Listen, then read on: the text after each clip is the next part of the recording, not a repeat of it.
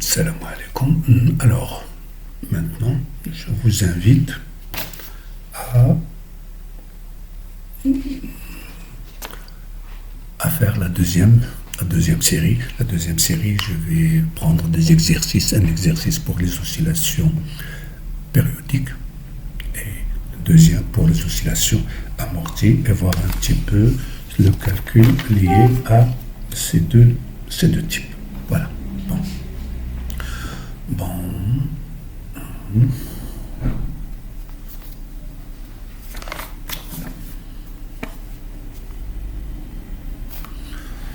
Bon.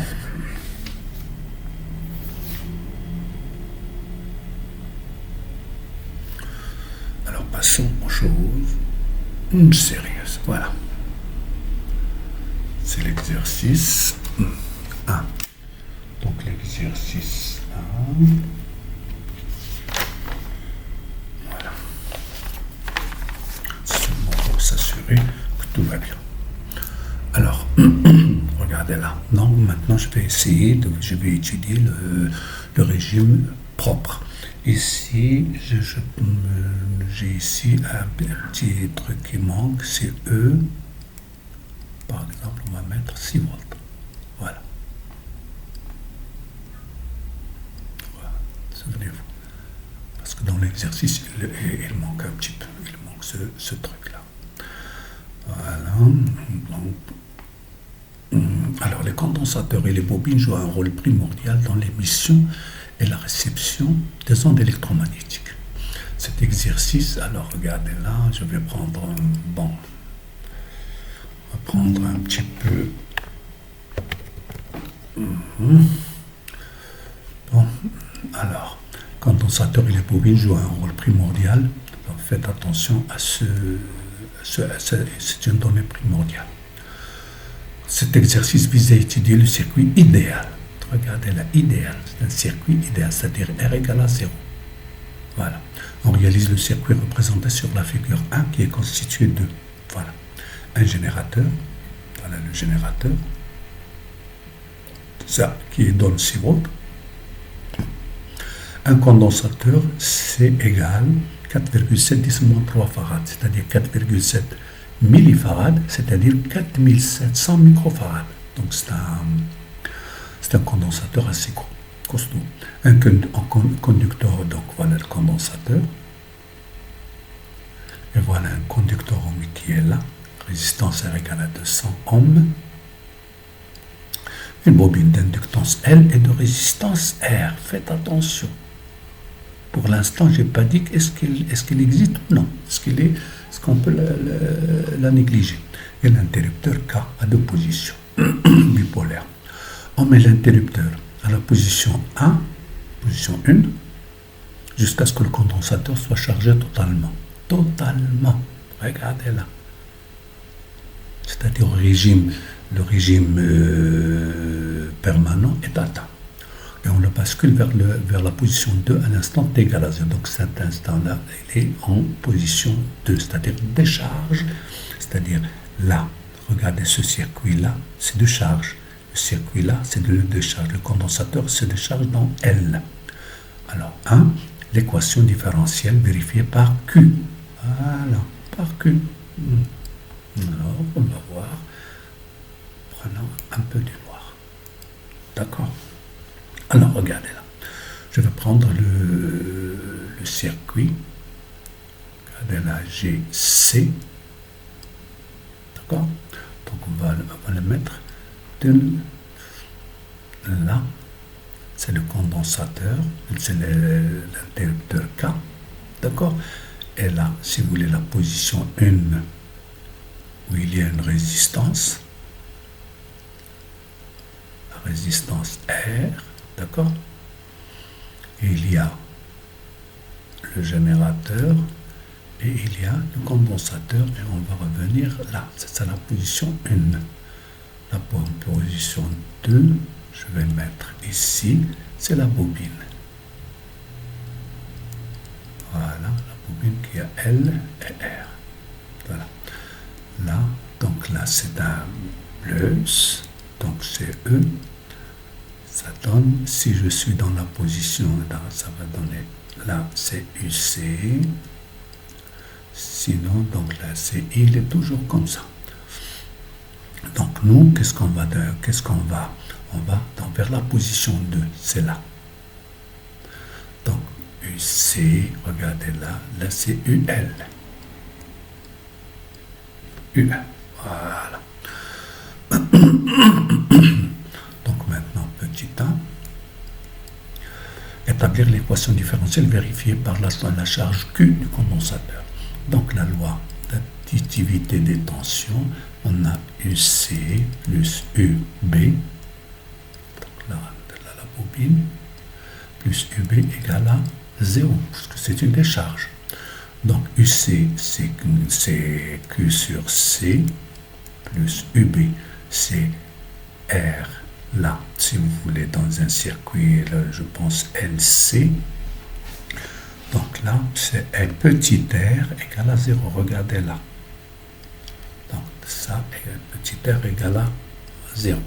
Là, plus L, d2i sur dt égale à 0. Donc I égale d2q sur dt et q égale à CUC égale à C d2uc sur dt.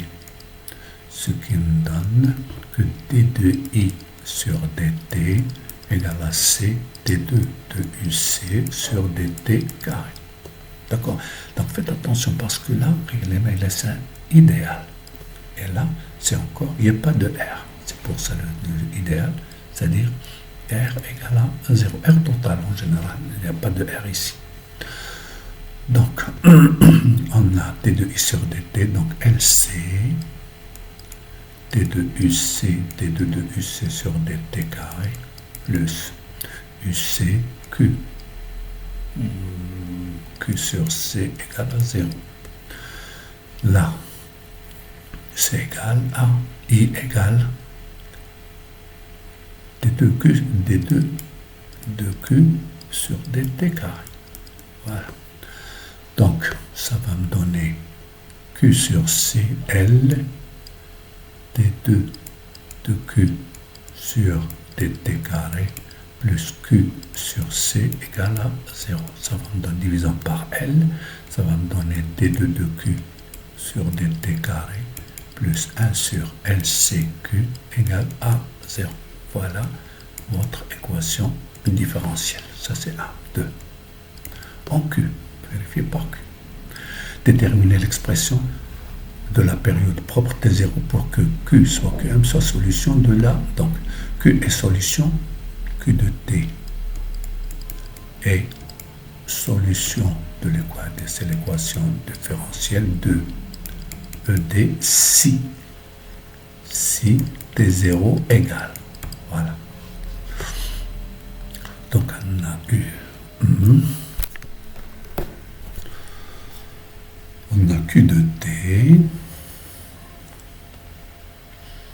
Q de T est égal à QM cosinus de pi sur T0T. Donc, d de q sur dt égale, c'est qm fois la dérivée de celle-là qui est 2pi sur t0. D'accord? La dérivée de cosinus, c'est moins sinus de pi sur t0 fois t. Voilà. Ça, c'est 2q sur il faut maintenant d2, la dérivée seconde d2 de q sur dt carré égale. Ça reste le même, c'est moins qm de pi sur t0. La dérivée se donne, donc c'est a, c'est 2pi sur t0 qui devient au carré, et la dérivée de sinus, c'est cosinus de pi sur t0 t. Voilà. Si vous remarquez très bien, celle-là avec celle-là, c'est quoi? Ce n'est que celle-là. est égal à moins, d'accord, de pi sur T0 au carré fois Q de T. Ah, regarde là, si je prends celle-là, je vais d2 de Q sur dt carré égale moins 1 sur LCQ. Regardez, Q, il y a le moins, donc ce qui donne que 2pi sur T0 au carré égale à 1 sur LC. Et ça comme donne T0 égale à 2pi racine de LC. Voilà. Voilà, donc pour que ce soit une solution, il faut que T0 soit 2pi racine de LC. C'est normal, c'est la période propre. Vérifiez que T0 a une dimension temporelle. Donc, T0 égale à 2pi racine de LC. Donc, regardez, 2pi n'a pas d'unité, ce qui donne la dimension de T0 égale à la dimension de LC 1,5. C'est une racine.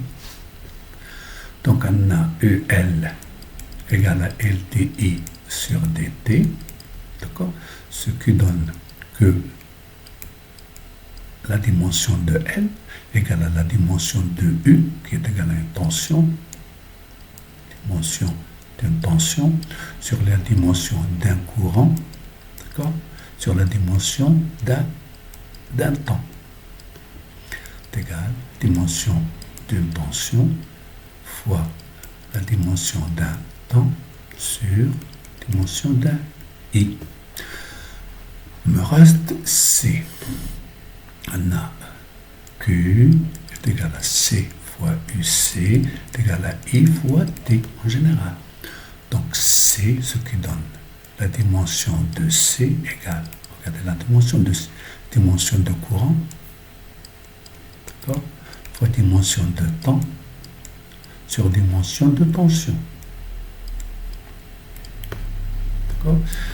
C'est-à-dire dimension de T0 égale dimension de L. Donc là, c'est dimension de L, c'est quoi? C'est dimension de tension fois dimension d'un temps sur dimension d'un courant multiplié par dimension de C, c'est dimension d'un courant fois dimension d'un temps sur dimension d'une tension. Mais regardez, il y a le 1/2 là. Égal. U avec U, I avec I reste dimension du temps au carré 1/2. Donc c'est une dimension de temps. Donc T0 a une dimension temporelle. C'est-à-dire son unité est le seconde. Voilà. Ça, c'était, je pense, troisièmement.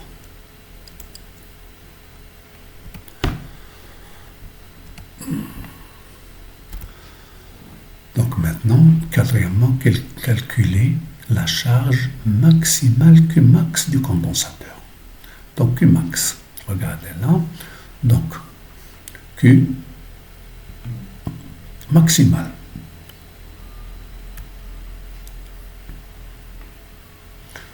Quatrièmement, donc quelle est la relation entre Q égale à C fois UC à l'instant T.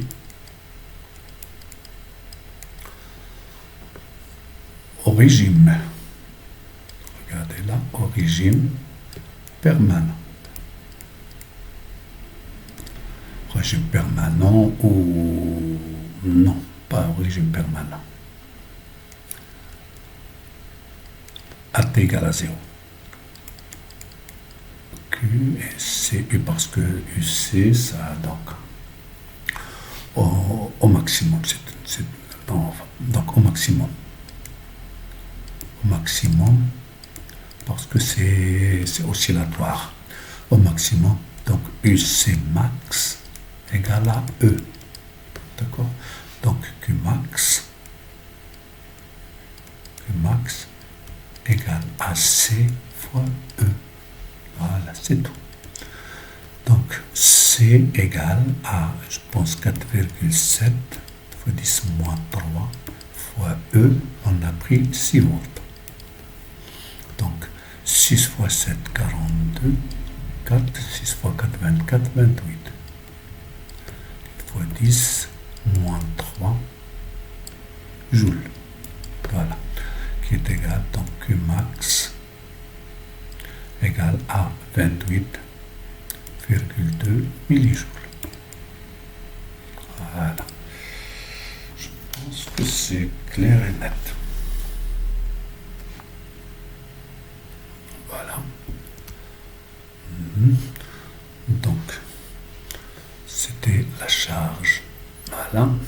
Donc la figure 2 donne les variations de l'énergie électrique EE emmagasinée par le condensateur en fonction du temps.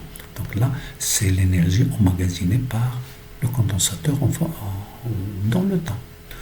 5.1, sachant que la période de l'énergie EE est T, car T0 sur 2, déterminer la valeur de T0. Donc c'est normal.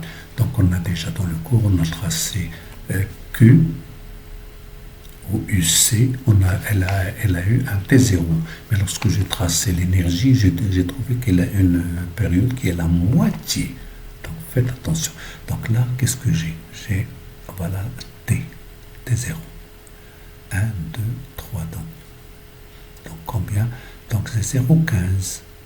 Voilà. Donc T égale à 0,15.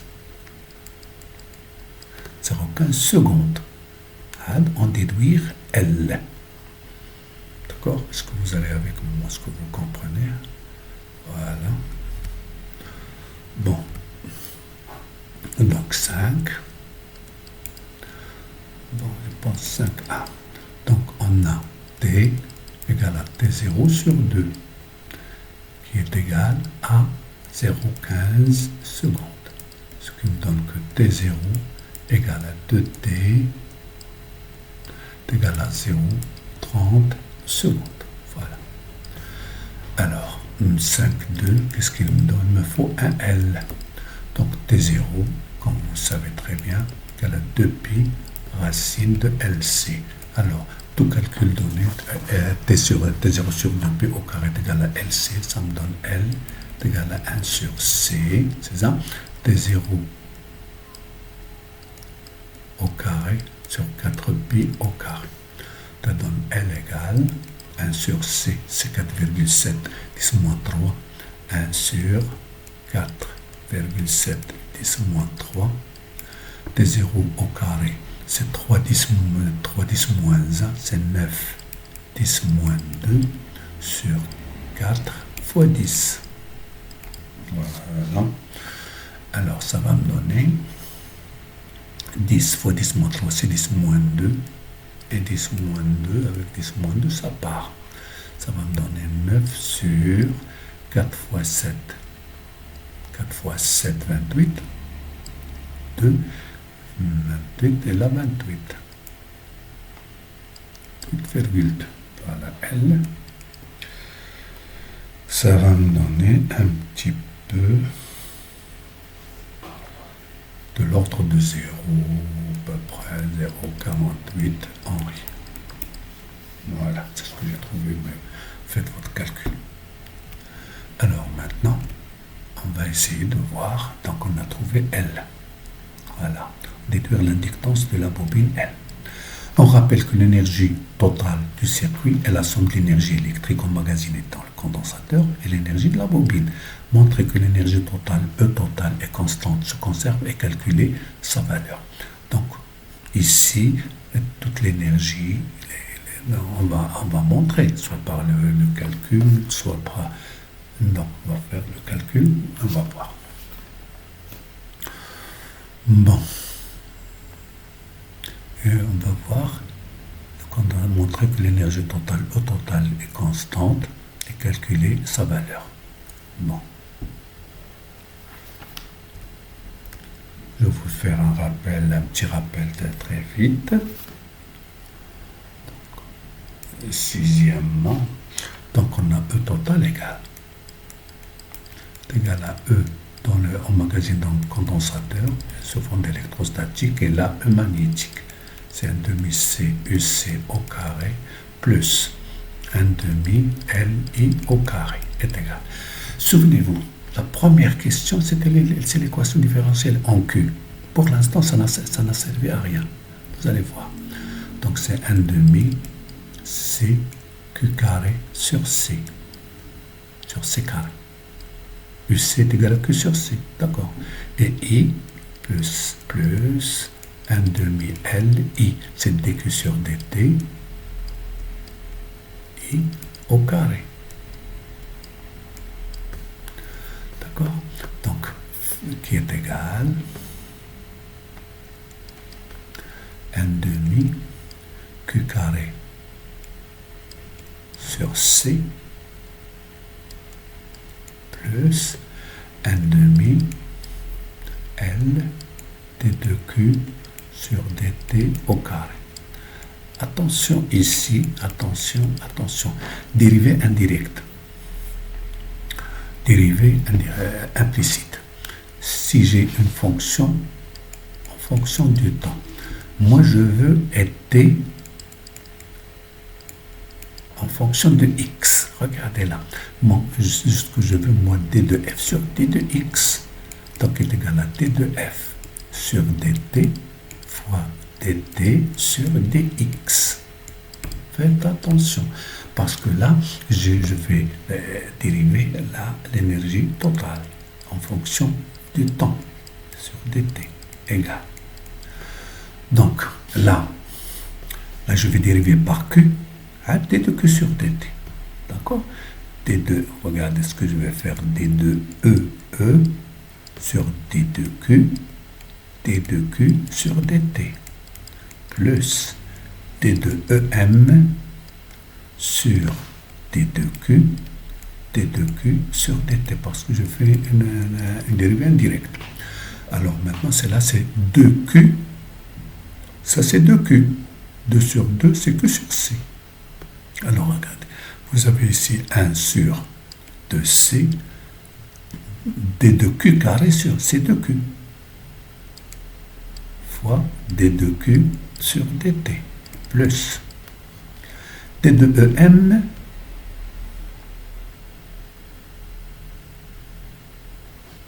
bon, D2EM sur 1D, on va mettre sur, pour ne pas, sur DI.